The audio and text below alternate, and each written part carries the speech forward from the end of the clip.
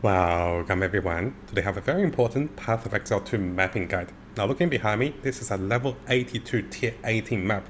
And in this video, I have prepared over 14 pages of mega notes and also guide to teach you guys step by step from tier 1 to tier 10, tier 15, tier 16, tier 18, and also beyond tier 18, what you can do, how you can buy stuff, and everything related to mapping. Yes, we take all the way up to the end of the game when you can choose everything, and I have the trade filters, everything I usually make for you guys readily available to teach you guys every step of the way with Path of Exile to Endgame and all the important things you should be aware of. Because I have been searching for the past few days, I have collected a lot of information and I'll share with you guys and explain everything one step at a time. Now, for those of you that has already have some knowledge with mapping in the endgame, make sure you use the timestamp below because there's also a lot of important tips and also tricks that you can be learning from this one, especially going beyond tier 16 to tier 18. How you can be choosing, how you can be predicting where is your tower gonna buff and how can you make the most out of your tablets and get the highest buff, the best juice and also the best loot out of those using special methods. So now coming over to the first part, over here we'll focus on tier 1 to tier 15 and explain a few crucial mistakes a lot of new players might make as they map throughout Path of Exile 2 in the endgame. The first thing you might notice is as you start mapping around, what you're going to see is you're going to see that there is going to be lost towers. Our first goal before tier 15 is to unlock as many of those towers as we can. This is the first thing. Notice that I'm trying to unlock those towers. I haven't cleared a lot of those juicy buffing maps, but I'm trying to unlock as many towers as I can. This will greatly enhance your ability to make additional loot currency in the late game as you use those towers. Now this time, it is important to understand we do not want to use those towers until tier 13 plus. This is a rule of thumb. This is not that you can't use it. We can use it to try to see what happens, but you got to be aware. The towers over here, they can only be used once, and this was stated by the developers, and this is a fact that you need to be aware, because if you can use this infinite times, then they can juice up to tier 200. So because you can use this once and the towers that is between each other that overlaps multiple times, the ones in between can be especially good if you save those for the late game instead of using those in the early game and then just wasting the potential to make a super strong map which can help you to earn a lot of currency in the future.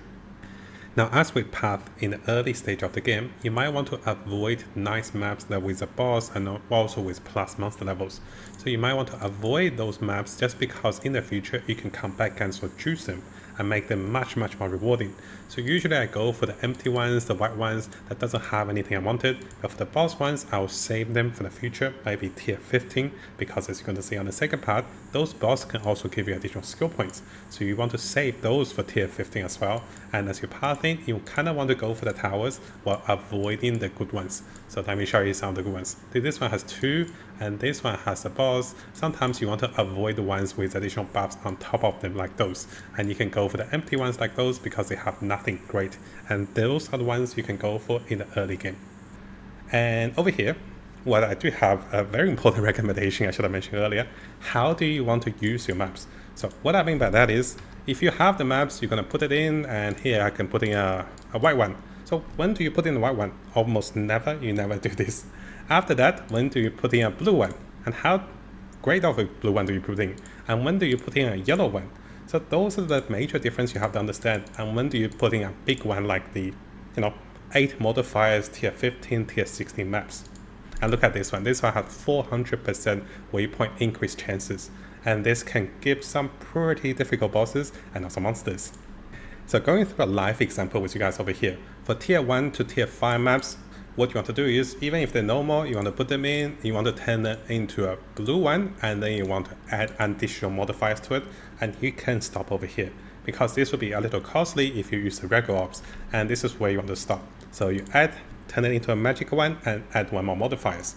If this was already magic, what you can do is, you can try to add another modifier. Let's say if this is a tier 15 map, you can try to add another modifier to the existing magic one, and this can help you increase your loot drop. So after this, once you're tier 6 to tier 10, you can consider turning a normal one into a magic one, adding a modifier just like then, and then turning this into a rare one. So I'll show you guys over here. I have a few examples to show you guys. So here, notice I try to slam, they're already done. So the next thing you can do is you can use regular ops to turn this into a rare one. This will give you better reality of items, better modifiers, more quantity.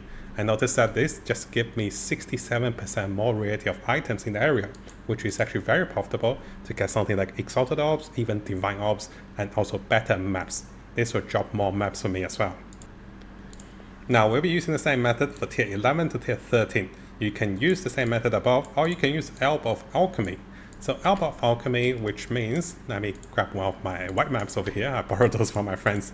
So putting the white maps over here, instead of doing the turning into blue, adding another modifiers, and adding one more, the Elbow of Alchemy will directly give you 4 modifiers. And here, this allows you to save additional Exalted Orbs. Actually, don't have any here. So yes, then what players will do is they'll add additional Exalted Orbs onto existing tier 15 maps so that it has 6 modifiers, and then they will corrupt it after having the bonus node over here, which allows them to double corrupt.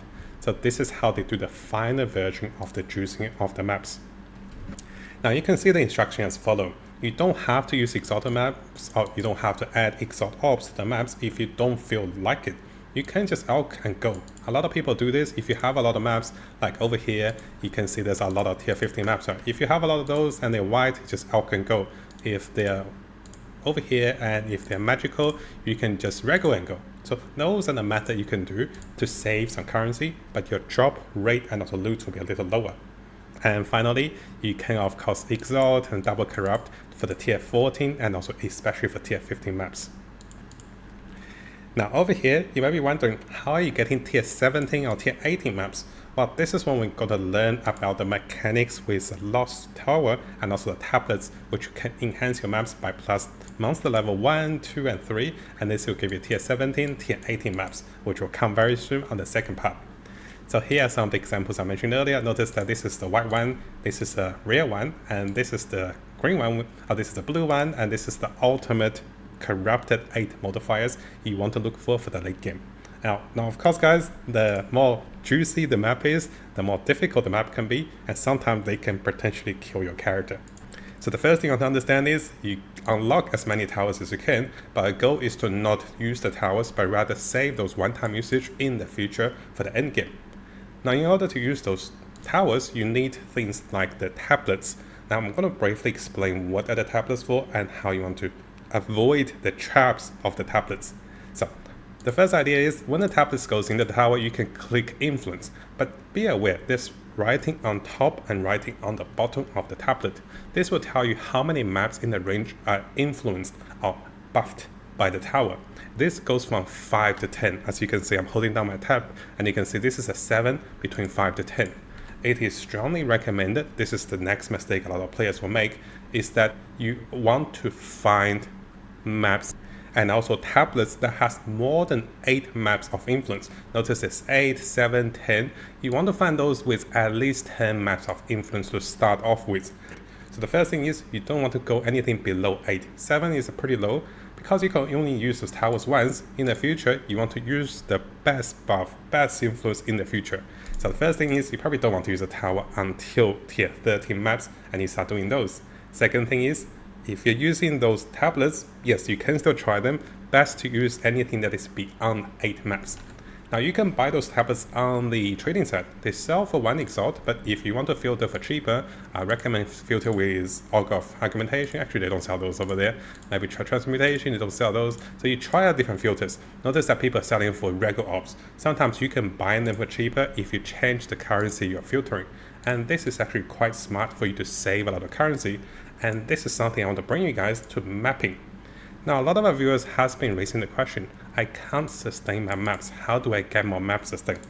Well, you might have heard of this. I'm sure you probably do. You can be buying maps with the vendor NPC over here. They will provide level 1 to level 5 maps randomly with a very high cost of gold. I do not recommend buy those. I actually sell my maps to them for additional gold because I'm always short on gold, right? So how do you sustain your maps?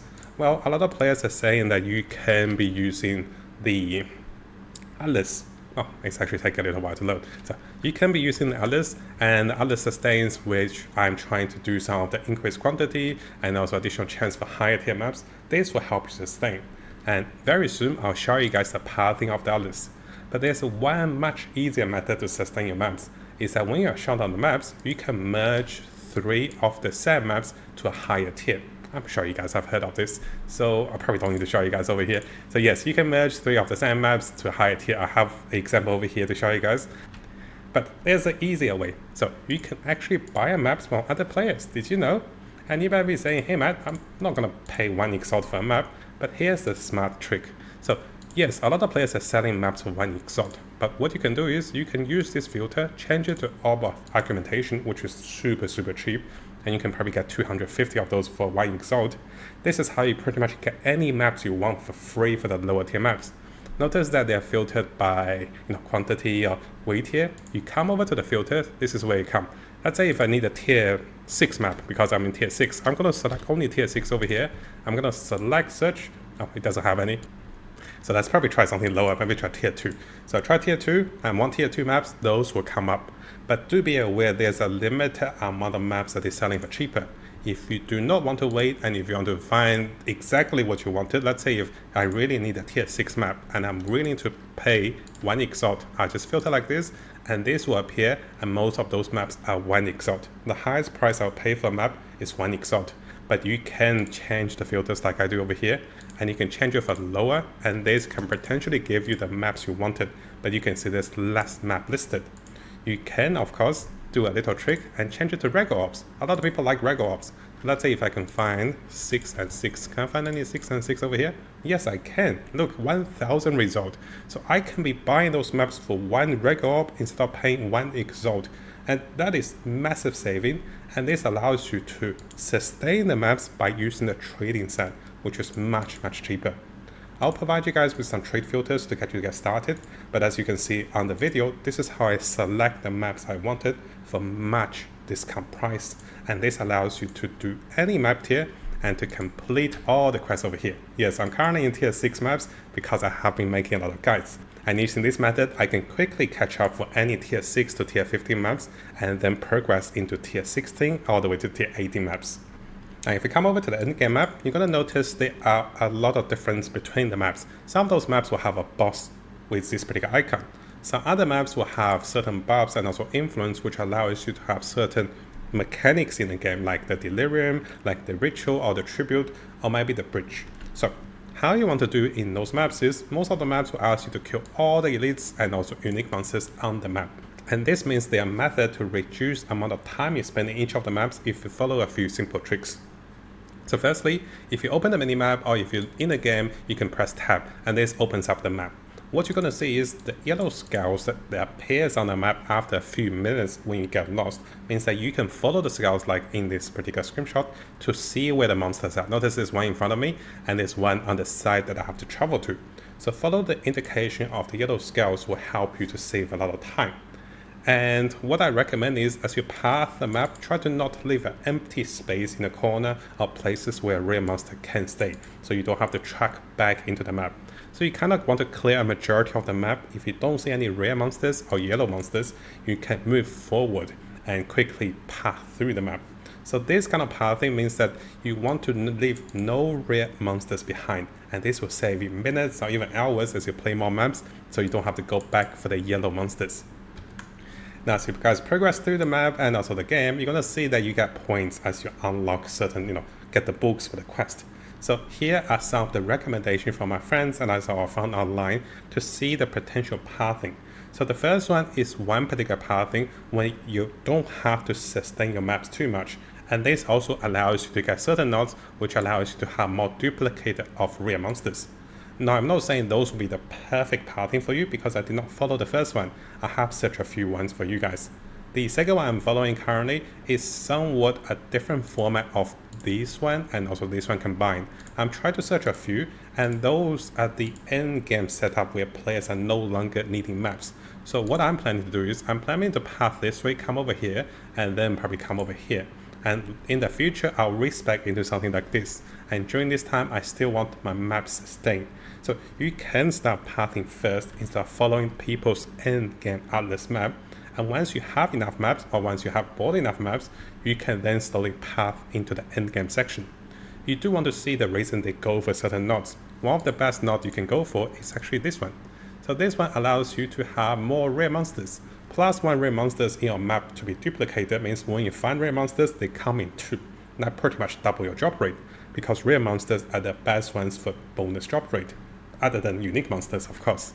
So in that sense, notice the first one I selected, this one has this point, and second one I selected, this one did not have this point. You got to be aware what are the bonus points. Now after that, you might be asking, hey, what about the mechanics? So one of my friend, this is actually learning from Dramkast, he plays bridge a lot. So he decided to play the bridge mechanics. And as you slay the bosses from the bridge, you can be unlocking those nodes. Most players are focusing on only one mechanics, and at the moment, bridge is by far the easiest and also most common one to follow. So you can see the pathing over here.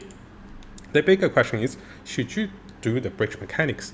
Well, firstly, do you like it? Secondly, are you okay with the mechanics of the bridge and getting less expensive loot? Because for players who play the other mechanics like the tribute, there's a chance to get some really expensive omens, and for player that plays the secret lantern, it's a very challenging map, and this allows players to get something really good. But at the same time, those are not as easy as the bridge. So this, you have to decide for yourself which mechanics you want to play and what the loot is best for you. Now as we go through the atlas pathing choice, you can see there's one major node a lot of players will be taking. This is when you can corrupt additional times when you corrupt a map. This is how people can get tier 15 maps to tier 16 with 8 modifiers. And this is extremely potent to juice the maps up, make it difficult but give you tons of more loot. The loot actually is multiplied by a magnitude. So you can see both of the pathing I selected always go for the corruption node over here, and you can see that over here they always go for the corruption node. And this is something we do want to path as we go through the atlas tree.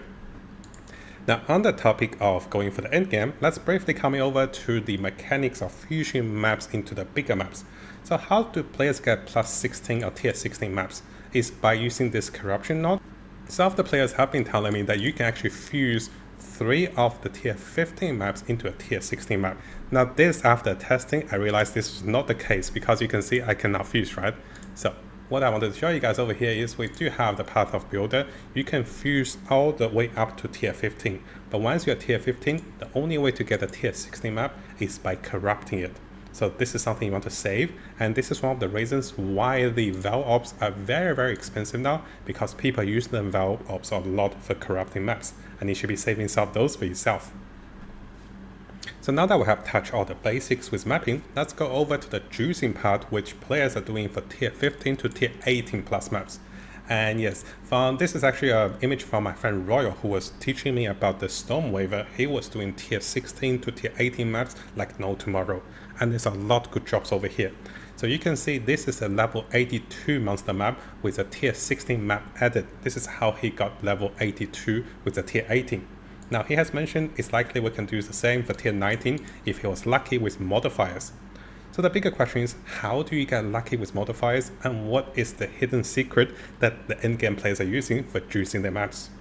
Now to understand this, we're going to bring you back to the tablets. So remember previously we talked about don't use the tablets too early, and also only use tablets with 7 or plus map in the range of 8 plus. So 7 is not even good. You want 8 to 10 plus maps in the range, because this will give you the best influence and also buffs. After that, there are multiple type of tablets that can add particular mechanics in the game. Right now there are 4 mechanics with Bridge, Expedition, there's Tribute, and also there's Delirium. So those are the 4 mechanics that can be added to the game. Let me show you guys some of my existing tablets that is already, not existing tablets, but let me show you some of those potential ones that notice here, those already have some of the influence. So what's going to happen is, as you have saved a lot of the towers, as we said previously, now you can be adding those in there, and this will influence around the area. But this is actually random. This only affects 7 of those when there's a lot of those left over. So there's a hidden mechanics. I guess there's a very special method that people do for this. So here are the steps.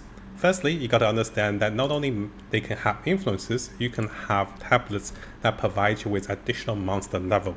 And coming back to the screenshots over here, this is how this map has 2 additional monster level added.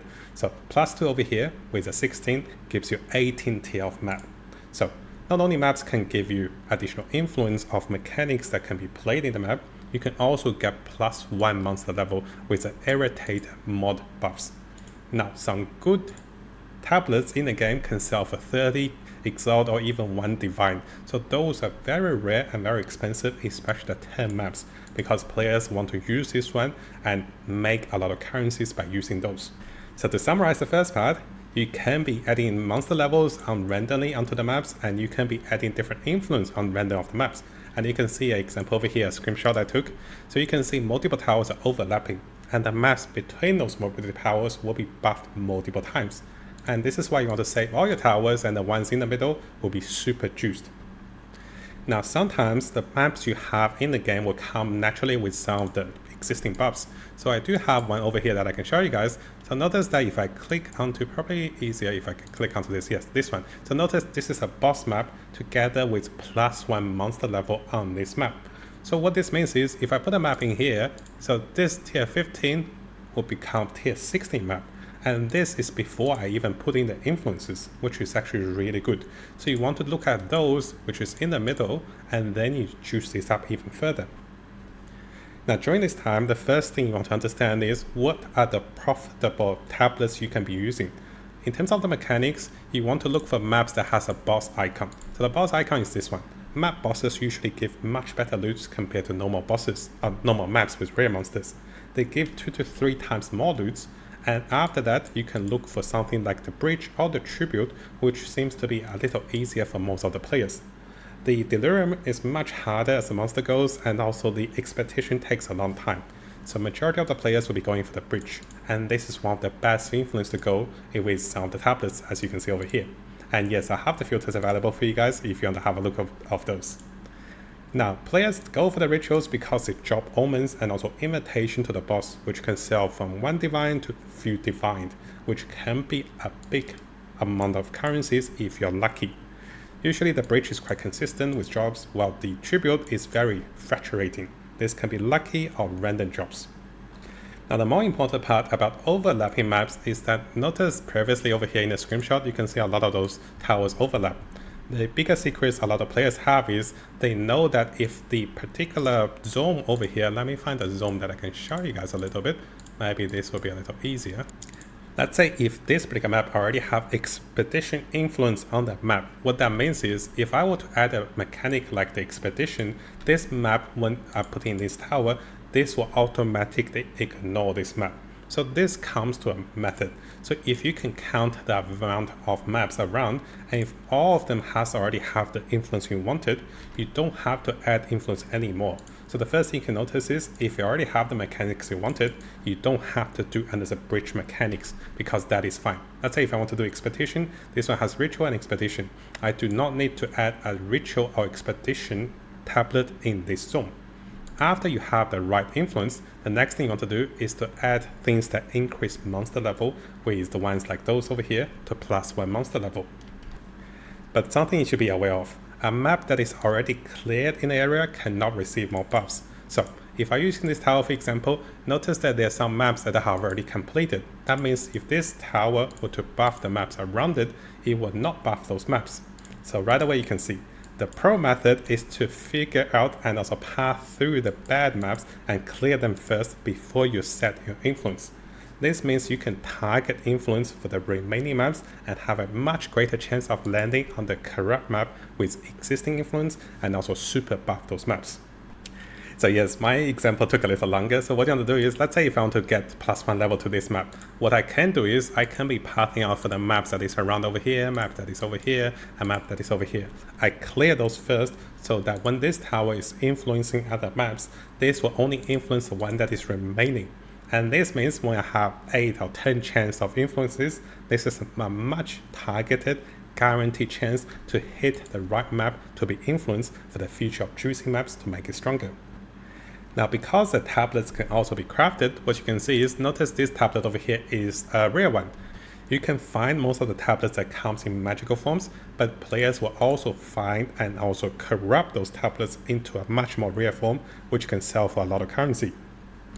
So what we need to understand is, once we know the method of eliminating the maps we don't want and also focus on the maps we want to get all the right influence, then we can get the right tablet.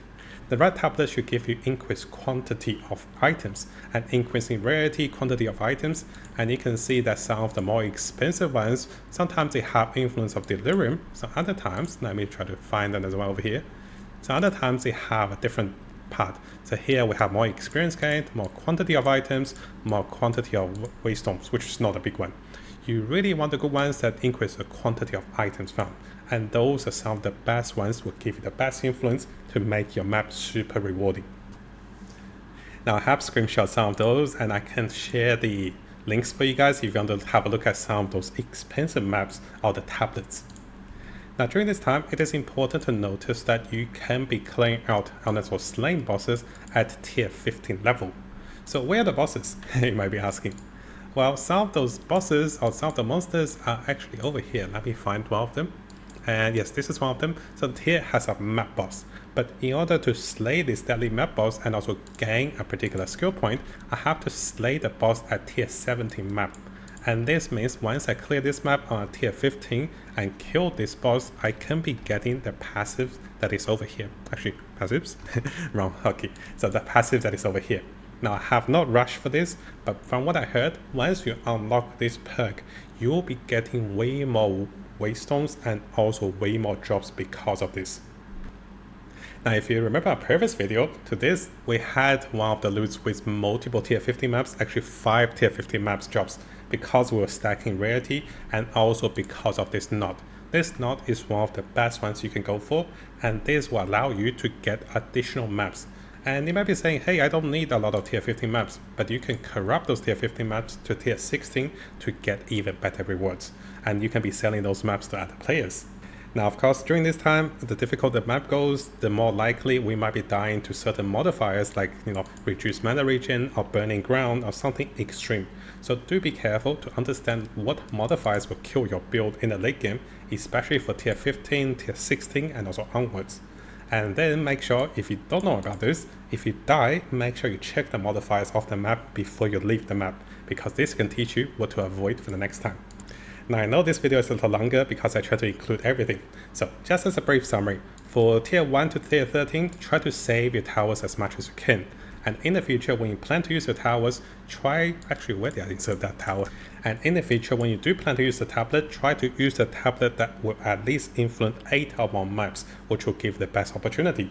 And when influencing maps, notice that the maps that already have the same influence or the buff, like the ones over there, so this one cannot be influenced by ritual, this one cannot be influenced by expedition anymore. And in order to eliminate the bad ones, you can clear out the ones you don't like first, like the empty ones over here, to push further for the buffs to be going on the right ones. And this will give you the best opportunity.